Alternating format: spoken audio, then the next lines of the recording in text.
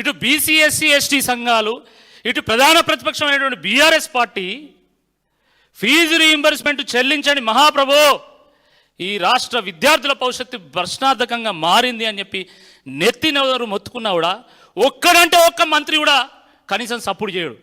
ఎందుకు? ఈ బీసీ ఎస్టీలు మీకు ఓట్లు వేయలేదా? వాళ్ళ ఓట్లతో మీరు ఎమ్మెల్యేలు కాలేదా? మీరు ఎంపీలు కాలేదా? మీరు ఎమ్మెల్సీలు కాలేదా? మీరు ప్రభుత్వం రాలేదా? అంటే ఓట్లప్పుడేమో బీసీ ఎస్టీలు కావాలి, ఓట్లు అయిపోయాక బెంచ్ కార్లు ఉన్న వాళ్ళు కావాలి. బక్క చిక్కిన వాళ్ళటువంటి వాళ్ళు మాత్రం వాళ్ళకి వద్దు. బీద బడుగు బయలైన వర్గాల వాళ్ళు వాళ్ళకి వద్దు. బెంచ్ కార్లు ఎవడన్నా వస్తే వానికి కాంట్రాక్టర్లకు మాత్రము డబ్బులు చెల్లిస్తారు, వాటాలు తీసుకుంటారు.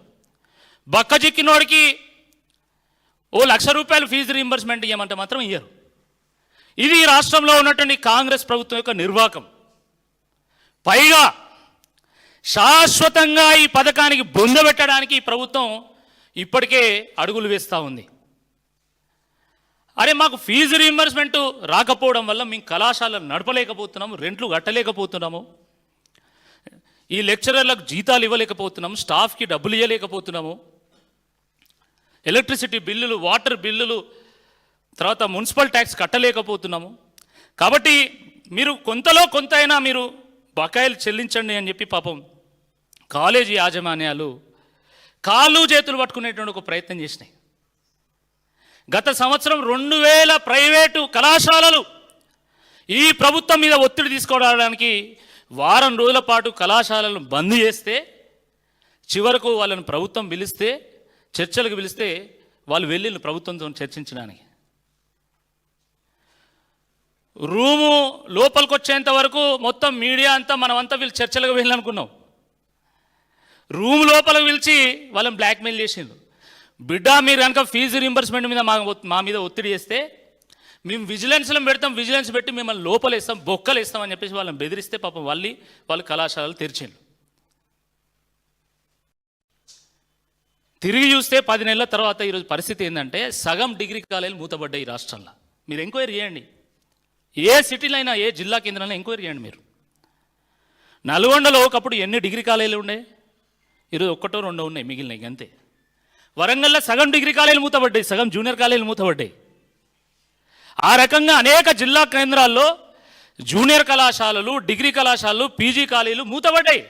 అసలు అంతేందుకు, విచిత్రంగా ఈరోజు ఇంజనీరింగ్ కళాశాలలు కూడా మూతపడుతున్నాయి ఈ రాష్ట్రంలో. ఆనాటి ప్రభుత్వము సాధ్యమైనన్ని ఇంజనీరింగ్ కళాశాలలు ఓపెన్ చేయాలనేటువంటి ఉద్దేశంతో కళాశాల యాజమాన్యాలను ప్రోత్సహిస్తే, ఈరోజు ఉన్నటువంటి ప్రభుత్వం బుల్డోజింగ్తో, బ్లాక్మెయిల్తోని కళాశాలలు బంద్ చేసుకుంటున్నారు. ఎట్లా నడుపుతారండి నాకు అర్థం కాదు. ఒక్క ఇంజనీరింగ్ కళాశాలకు సగటున 30 కోట్లు, 40 కోట్లు, 50 కోట్లు ప్రభుత్వం బకాయి పడ్డది. మా బకాయిలు చెల్లించండి అని చెప్పి వాళ్ళు కాళ్ళు చేతుల వాళ్ళు బతిమాలితే, పాత బకాయిలతో మాకు సంబంధం లేదు, ఇంతకంటే దిక్కుమాల ప్రభుత్వం ఉంటుంది ఎక్కడన్నా? అరే government is a continuous process. పార్టీలు వస్తాయి పోతాయి, ముఖ్యమంత్రులు అవుతారు దిగిపోతారు, కానీ ప్రభుత్వాలు మాత్రము కొనసాగుతూ ఉంటాయి. ప్రజలకు సేవలు అందించేటువంటి వ్యవస్థలు ప్రభుత్వ వ్యవస్థలు. ఒక ముఖ్యమంత్రి స్థాయిలో ఉండి, ఒక రాజ్యాంగ హోదాలో ఉండి కనీసం ఈ జ్ఞానం లేకుండా పాత బకాయిలతో నాకు సంబంధం లేదంటాడు. కేసీఆర్ గారు ముఖ్యమంత్రి అయిన తర్వాత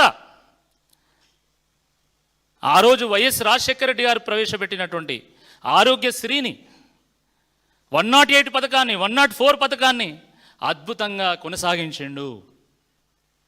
వాటిని మరింత బలోపేతం చేసిండు, వాటికి మరిన్ని నిధులు వెచ్చించిండు. అదేవిధంగా ఫీజు రీయింబర్స్మెంట్ వల్ల వేల లక్షల మంది విద్యార్థుల జీవితాలు బాగుపడుతున్నాయి. ఒక అద్భుతమైనటువంటి ఒక సామాజిక మార్పుకు, ఆర్థిక అభివృద్ధికి, ఆర్థిక పురోగతికి ఈ పథకము నాంది పలుకుతున్నది. కాబట్టి దీన్ని మరింత బలోపేతం చేయాలని చెప్పి గత కాంగ్రెస్ ప్రభుత్వాలు చేసినటువంటి 2000 కోట్ల రూపాయల బకాయిలు ముఖ్యమంత్రిగా కేసీఆర్ గారు చెల్లించడమే కాదు, కేసీఆర్ గారి హయాంలో ఈ పథకాన్ని మరింత బలోపేతం చేయడం జరిగింది.